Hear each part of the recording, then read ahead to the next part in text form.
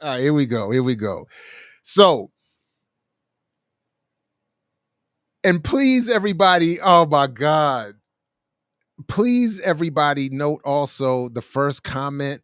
Can you see the first comment there? We'll come back to that in a second. Black capitalists have a whole different struggle than other sorts of capitalists. Black entrepreneurs have to get over the hurdle of racism and prove their core competency to the gatekeepers of their industry. But more than that, they usually have an added burden of needing to seem like they are good for the culture or good for the community as a way of justifying their massive intake of funds. Think about Fenty's inclusivity in their skin tones, Oprah making television that uplifts the community, Tyler Perry catering to us. They make their money from us, and they want to have a narrative of themselves representing racial progress and respectability in order to justify the massive amounts of money they're making.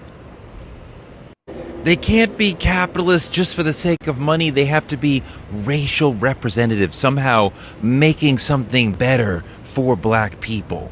That shapes the deals they pursue, the public persona. This is part of what I learned reading Black Capitalist by Dr. Rachel Laryea, a fascinating subject on race and money. Black capitalists. So he should have been speaking ironically there, and I thought he was at first, but having crossed paths with Toure over the years a number of times, I don't think that he was. But I just want to highlight this first.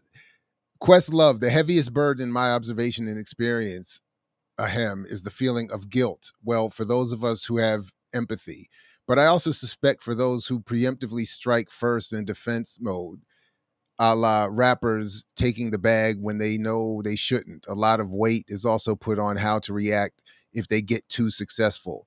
Sly research taught me that is Sly and the Family Stone research for his new documentary that came out this year, Sly Lives, taught me that, and even members of the revolution taught me Prince put more energy in his foreseeing the backlash he was going to get than the energy of how to make us stars before Purple Rain, which is crazy, a crazy place to be. You bust your 12 years since school to make it. The answer on how to kill it comes to you, and you are now executing the action that is known as the payoff. You are instantly prepared. I mean, on wow, he just goes on and on and on. The point being that this new book that Toure is talking about, and Questlove's statement there, perfect, given what he did with that Sly documentary, is an apologia for the black capitalist, black bourgeoisie, and the national bourgeoisie. It's the Gates approach to pop culture. Let me show you. I mentioned this a couple of weeks ago, but I've since read more or less the entire book, and it is atrocious. And it's written, and the reason I got here is that it's written by uh, Dr. Rachel Laryea, Black Capitalists. Let me a blueprint for what is possible. And as she talks about, a lot of it is about her being an African immigrant and the African diaspora that she comes across at the most elite JP Morgan finance type spaces. And as she says here, Black Capitalist is nonfiction. The ethnography of this book was conducted between 2015 and 2024. All quotations were either captured by a physical or digital recorder, copied from official documents. The names of some family members and professionals have been changed to protect the privacy. The opinions expressed here belong solely to me and do not reflect the views of JP Morgan Chase, which she of course says because that's her employer and that's the world from which she comes. So it's another one of these, you know, uh my mother migrated to Ghana, from Ghana, and now I'm rich. I went to Yale, and now I'm rich, and I feel a little guilty. I feel like we need some pan-africanism, and but Black capitalism has been misunderstood and misrepresented, and I need to fix it. Given that that's the world I'm coming from, Ghana's longstanding effort to bridge the gap between Black Americans, European, African, Caribbean, and Latin experience through Pan-Africanism, a movement that aims to build solidarity between indigenous people and diasporans of the African continent, has yielded positive results. However, obviously not enough, because look at the African world. So as she says here, some scholars of Black and African studies have long argued that while Black people were the labor force that built the infrastructure of American capitalism through violent enforcement of legalized slavery, we cannot and should not aspire to be the beneficiaries of it. This is thanks to structural racism and destructive features of the political economy, the theory and practice of economic affairs in relation to society and politics, and the belief that capitalism is incapable of producing true social good. To thrive within capitalism comes at the expense of diminishing someone else's life chances through exploitative practices. So it's better to collectively resist the system and persevere through struggles that come with that.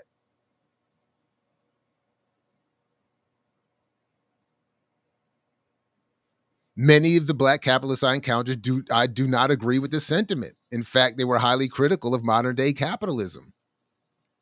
But they were simultaneously unapologetic about using capitalist strategies in the service of a social agenda that favors Black people. Informed by their stories, I define a Black capitalist as a Black person who is a strategic participant of capitalism with the intention of benefit from the political economy in order to create social good. But it's not just Black people who can have a socially restorative mindset when thinking and behaving in capitalism. Of course, because you think JP Morgan is ultimately doing good, as she essentially says in the book. I define Black capitalism as a pragmatic theory that accounts for the way the ways actors, individual and collective, proactively reposition themselves within capitalism to achieve social good. These definitions, which prioritize social good and monetary profit, are crucial to how I make the case for the creation of a more equitable version of capitalism throughout this book.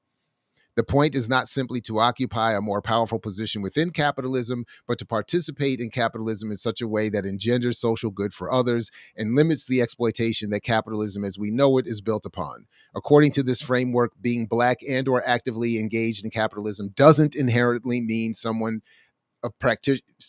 doesn't inherently make someone a practitioner of Black capitalism.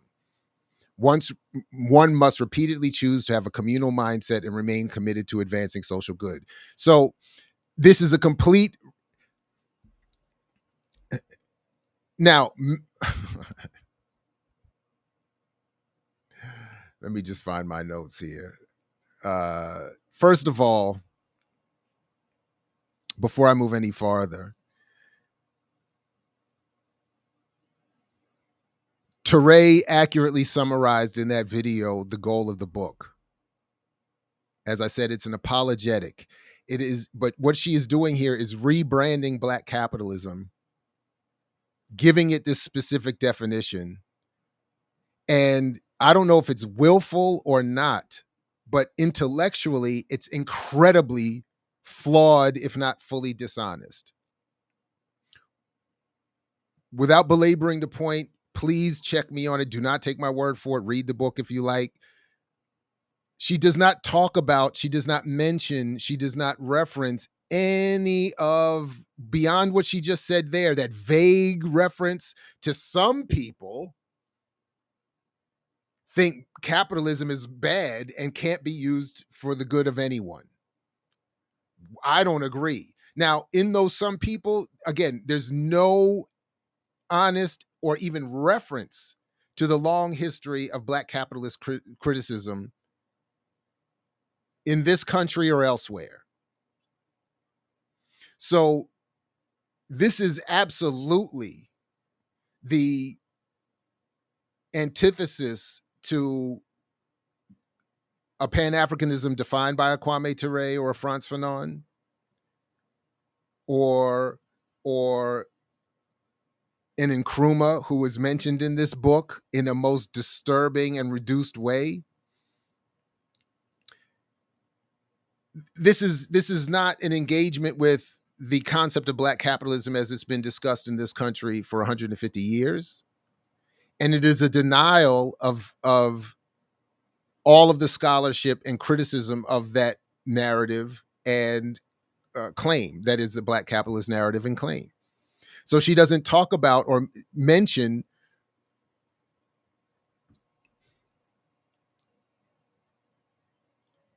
any of it. And when she talks about one of its biggest critics, when she does mention one of the biggest critics of black capitalism in W.E.B. Du Bois, she ignores all of his criticism of black capitalism.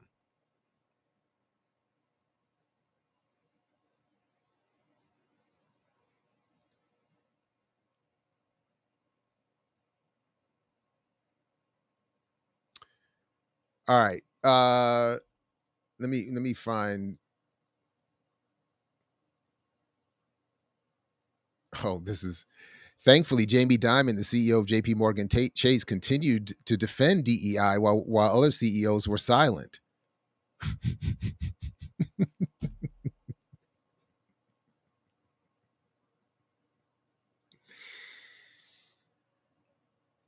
Critical race theory taught in the academy and the collective black consciousness that exists outside of both posit that capitalism is inherently problematic and is designed to oppress marginalized people. But that's not the only story. That is why black social practices such as the Pan-African holiday Kwanzaa have included economic components. In Kwanzaa, the fourth principle, Ujamaa, stands for cooperative economics, to build and maintain our own stores, shops, and other businesses to profit from them together. And I remember I told you, if there's not a clear defense of socialism or inclusion of socialism in the definition of Pan-Africanism, as is the case with Toure and the AAPRP and Nkrumah, United States of Africa under scientific socialism, this is where you end up. You end up with J.P. Morgan Chase saying Kwanzaa is good because it proves black capitalism is a good thing.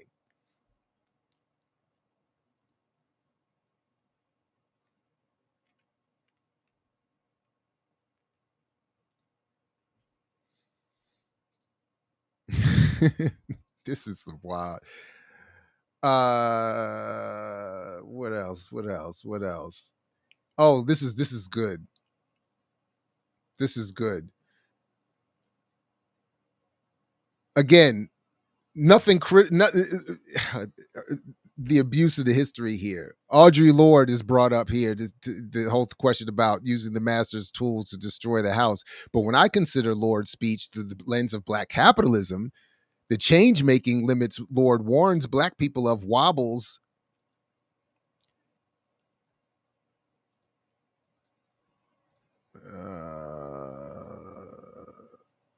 Wobbles in the world we have now. The stories I share throughout this book about black capitalists and the tools they use to create a more equitable world introduce new questions into Lorde's central argument that the tools of oppression cannot upend structures of oppression and engender change. Because she's going to talk to black people who are, again, black capitalism means using black capitalism to do something good for the collective. Does she define what good for the collective is? No. Does she explain or show any proof of the collective benefiting from her and others working at Wall Street? No. But she admits that she's looking at it through the lens of her rebranded definition of black capitalism, and that she anchors this book in the study of entrepreneurship. Little is said about black entrepreneurship within the field of racial capitalism. Why? If to the extent that that's true, does she give does she give like a a scholarly or an in-depth read of racial capital? No. But why would racial capitalism focus on black entrepreneurialism when most would already understand that it is in and of itself been proven not to be a sufficient respondent to racial capitalism. To successfully navigate Goldman Sachs and Wall Street by extension, one must understand the firm's politics and cultural practices, deliver exceptional business results, and climb the corporate ladder through strategic networking. But unbeknown to Goldman Sachs, Alex masks his rogue and subversive behavior in what the firm considers a model culture carrier committed to advancing the longevity of the firm. So in other words, when you see these black folks going into these careers, they're not selling out. They're subverting. She even in this chapter 2, the spook who sat by the door, she co-opts the spook who sat by the door.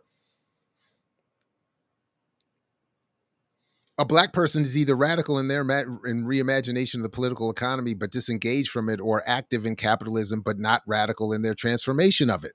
One must choose either a life of protest and resistance to systems that engender inequality, or a life of comfort and access bankrolled by the tools of capitalism. The ultimatum suggests the two identities cannot coexist within a person. The moral implications are clear: either sacrifice one's life for the higher cause of black liberation, or sell one's soul to capitalism and become an agent of the economic devastation so it so often produces. The ultimatum is one I've personally grappled with. I'm a business owner and work with the financial industry known for its long and current history of exploiting black people, and yet I was raised in a black radical politics. She doesn't explain or define that either, by the way. I don't know. According to this, what choice have I picked? The point is that the ultimatum, a set of false choices, begs the question: is it possible to thrive in capitalism while remaining sensitive and responsive to the harms of capitalism? The answer is yes. And then, as I mentioned previously, she brings in Du Bois and Fanon. And she does exactly what Gates does. She focuses only on black skin, white masks, and Du Bois's double consciousness, ignoring both of their later in life works that focused on socialism and anti-colonialism. Fanon's solution to the problem was self-invention, making the active choice to decide for yourself who you are without concern for the white gaze of or the history of slavery and colonialism imposed on black people.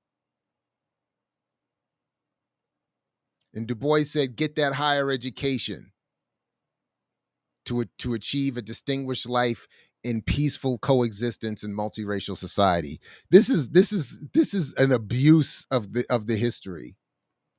So I just look, I read I read too much of this book. And the book, you got to have an abundant mindset.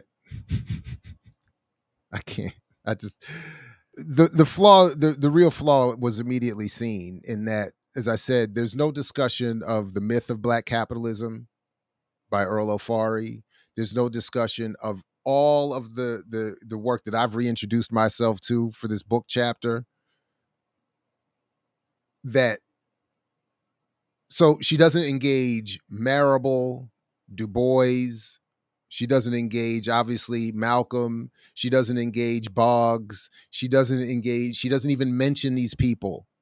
She doesn't acknowledge that there has been 150 years of critique of black capitalism and the development of it as a narrative. She doesn't acknowledge any of it. She just redefines it as black people doing good within black capitalism, and then sets off to defend black people doing well within black capitalism with this idea that it's going to benefit the collective.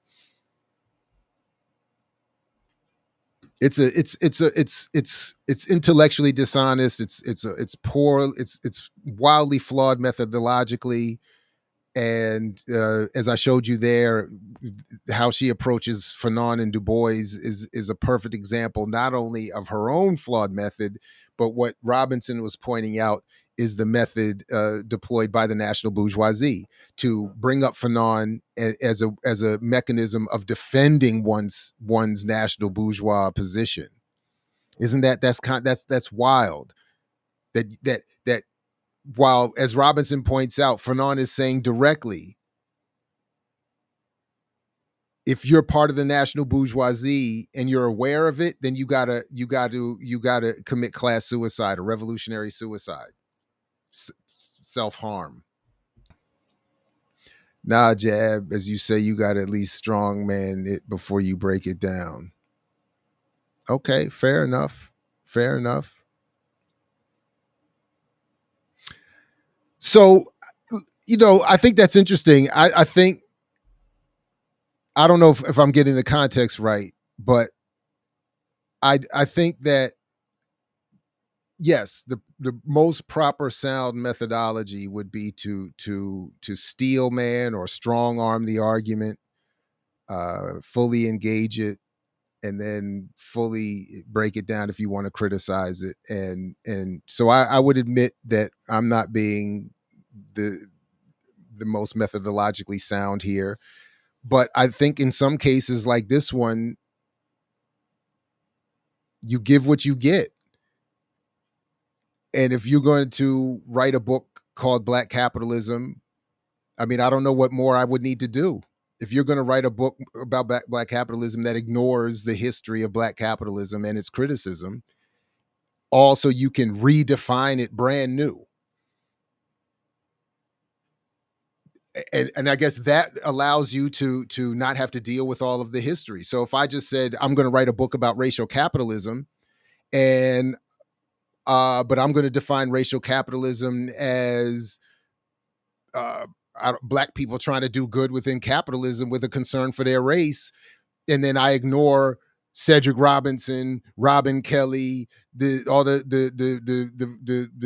folks in Southern Africa who birthed that idea in the first place. What's my man's work? If I just leave all that out, does someone who understands the history of racial capitalism really need to go like do a hard target research analysis of my work to show that it's flawed? Maybe. And I'm here for that. I'm here for that. I'll stand on that contradiction. But if you're going to reference Fanon only with black skin, white masks, and only to justify black people going into Wall Street, and not even acknowledge that Fanon's approach was different. Like you could say, look, Fanon was talking about anti-colonial struggle, and he said this, that, and the third.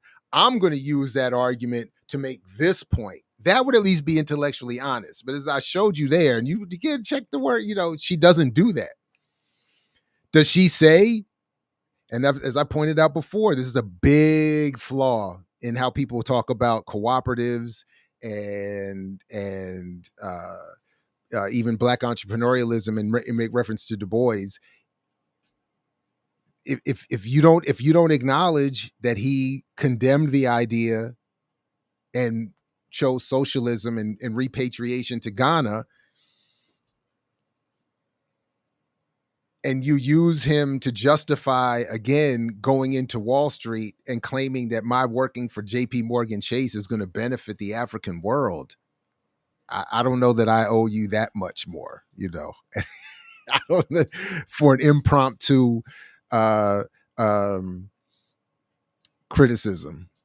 I don't know. I don't know how much. I hear you. I hear you. I mean, she wrote a whole book with her Yale degree and J.P. Morgan Chase paycheck, and did all that I just said and more. So I don't know what more I would need to demonstrate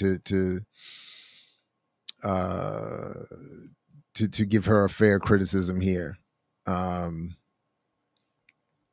book is just not it's disrespectful. It's disrespectful. Um, so Let's see. Let's see. Anything else before I should get out? I did say I was going to leave early, and now I'm just going to be a little more rushed, but that's all right. This was fun. Yeah, Nemhard did that, and I think it's just an unfortunate mistake and something that you know. But she did do that. She references Du Bois without acknowledge. I mean, and literally nothing after 1950, I believe, would be the cutoff line is considered by her. So when he says cooperatives won't work unless it's socialism, so my point, and again, similar to my point there, not that I'm the standard here, but to satisfy the argument I'm making here, all one would have to say is Du Bois would eventually,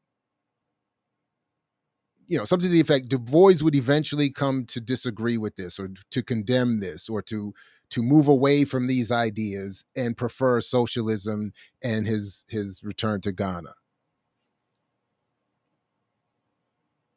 For the purposes of my work, I'm going to focus on what he said at the time about cooperatives, and I'm going to make an argument as to why I'm going to return to why I think, I'm going to return to a focus on why I think the idea is of value today.